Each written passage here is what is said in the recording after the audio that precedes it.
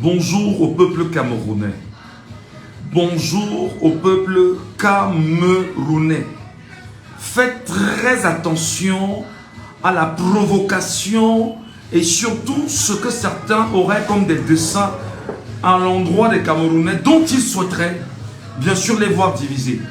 Nous avions appris ce matin que la tombe du héros national indépendantiste Ernest Ouandji, autant pour moi, à Bafoussam, a été profanée cette nuit.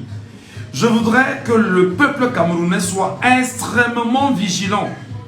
Il est clair que les desseins des autres, c'est de provoquer dans une certaine mesure des tensions interethniques.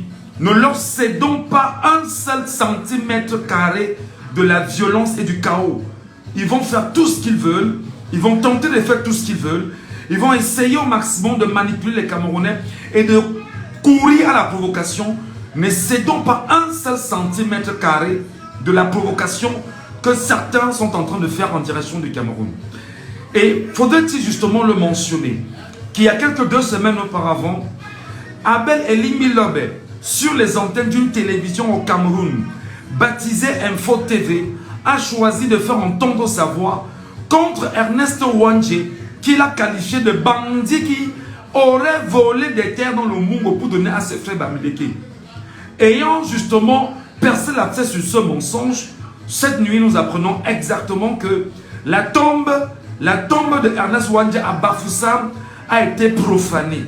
Et en tant que citoyen camerounais, je dis, ne cédez pas un tant soit peu à la provocation, à la manipulation et aux tensions qui peuvent être interethniques. Ne donnez aucune occasion. Alors, le silence en pareille situation est la chose la mieux partagée. Se taire, regarder, observer, analyser et voir exactement jusqu'où ils vont aboutir. Pendant qu'on y est, madame, messieurs, je suis à la radio. Diabo FM a repris ce matin avec Laissons parler les gens, votre libre antenne.